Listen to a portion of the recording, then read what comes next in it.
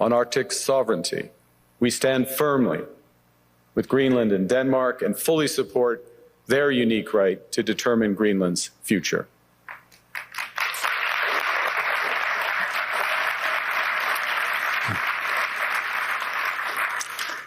Our commitment to NATO's Article 5 is unwavering.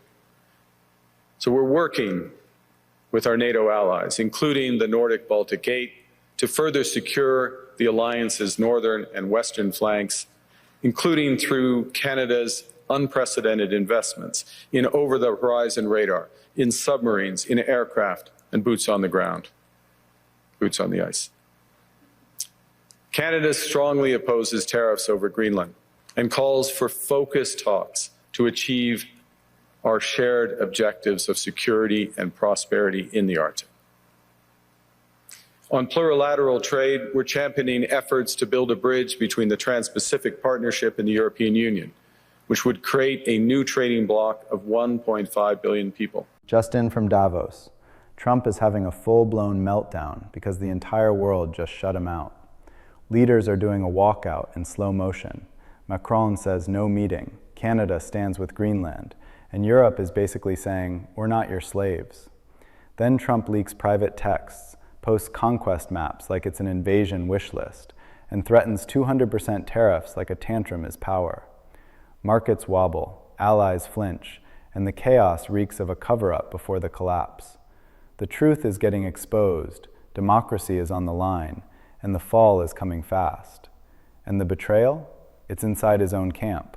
Watch this next. But we do prefer respect to bullies, we do prefer science to plotism, and we do prefer rule of law to brutality. We have a place where rule of law and predictability is still the rule of the game.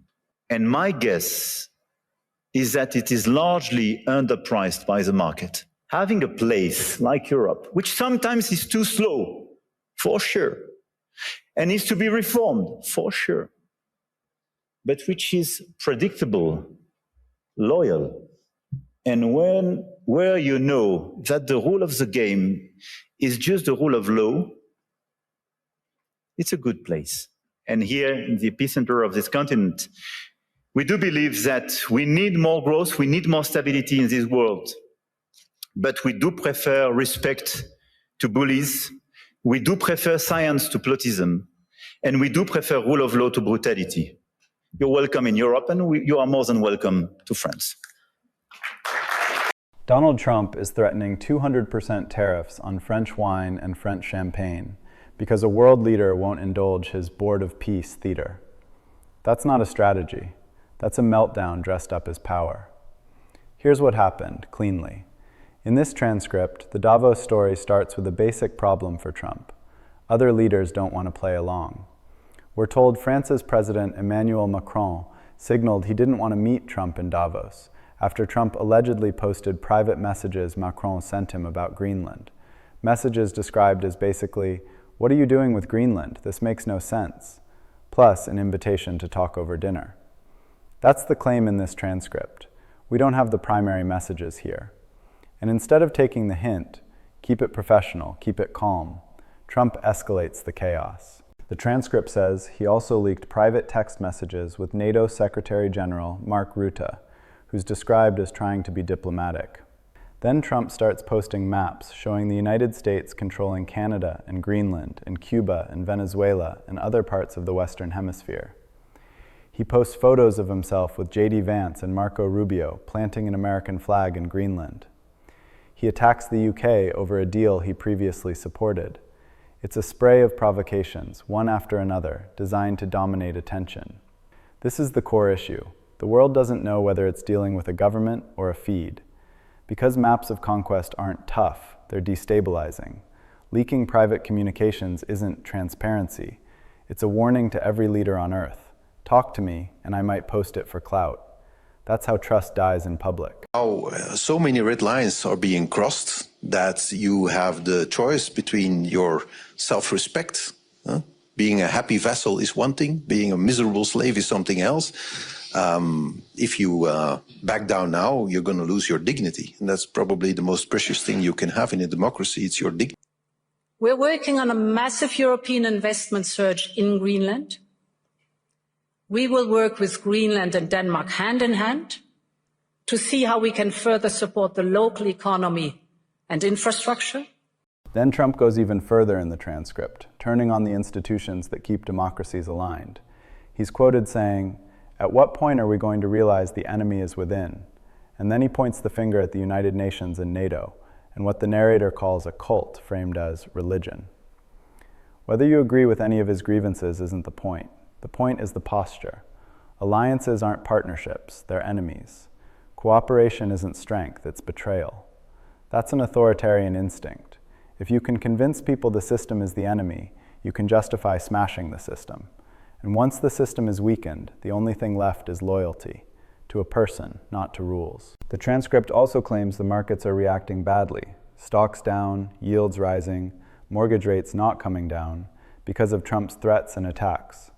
No numbers are given here, but the message is clear. Volatility has a cost. Based on what's provided, this is described as a sharp market reaction. We can't verify beyond the transcript. Now we get to Davos itself, where the pushback is the real headline. Canada's Prime Minister Carney, in the transcript, takes a direct stance. Canada stands firmly with Greenland and Denmark, fully supporting Greenland's unique right to determine its own future. He reaffirms NATO's Article 5 commitment. He talks about concrete security investments, over-the-horizon radar, submarines, aircraft, boots on the ground, boots on the ice. That's a signal to Trumpism.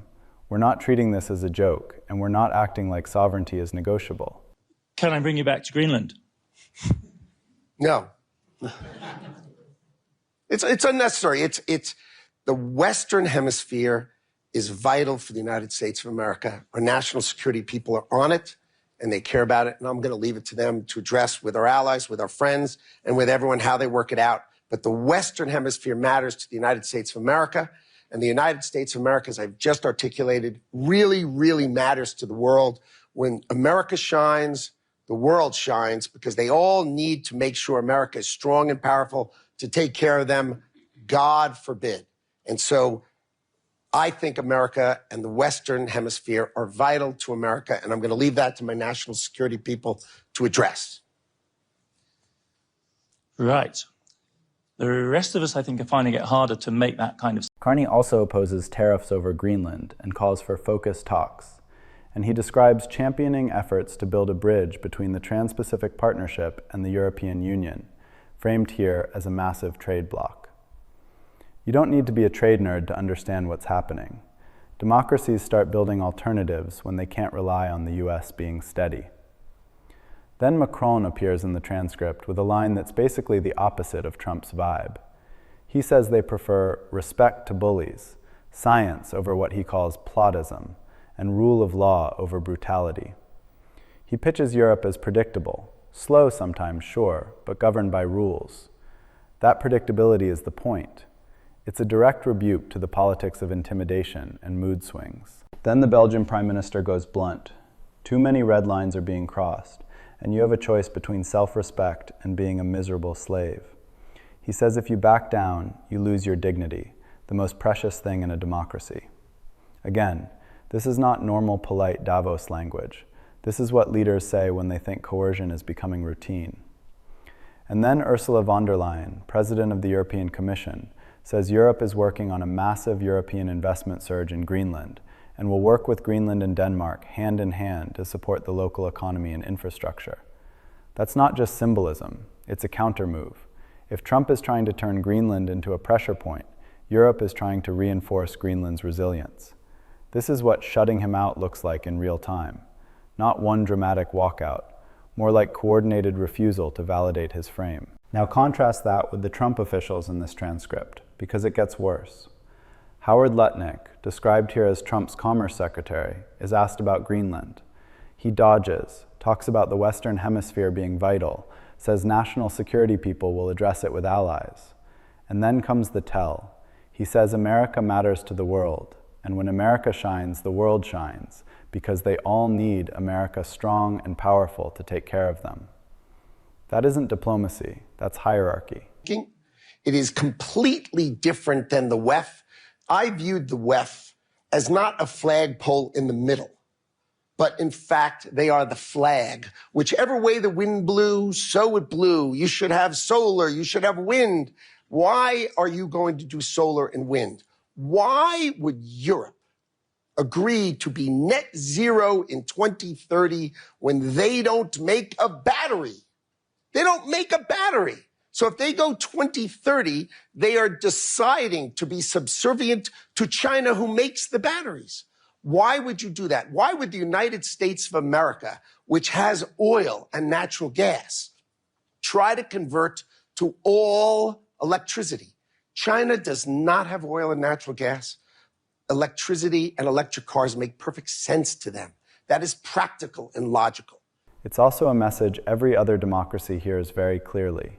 We're the boss. And the second you say that out loud, you make it easier for everyone else to decide they don't want a boss. Then Letnick goes after Europe, claiming Europe doesn't make a battery, using it to argue that net zero commitments make Europe subservient to China. Whatever your view on energy policy, the tactic is obvious. Simplify, insult, then demand submission. It's not persuasion, it's domination by tone. Then the transcript brings in Treasury Secretary Scott Bessent, speaking in a Fox Business Davos forum. He's asked about trade, and the transcript says Trump has threatened a 10% tariff on February 1st if the Danes do not want to give up Greenland, and it's tied to 8 countries that sent troops to Greenland. That's extraordinary in plain English. Tariffs framed as leverage to surrender territory. This account asserts that tariff threat and that framing. The underlying record isn't included in what we were given. And when asked whether the EU or UK have retaliatory measures, Bessent's answer in the transcript is just no. One word: pure contempt. The whole posture is, you can't hit back, so don't even try. This is the pressure campaign in a sentence. Comply or we punish you, and don't pretend you have options.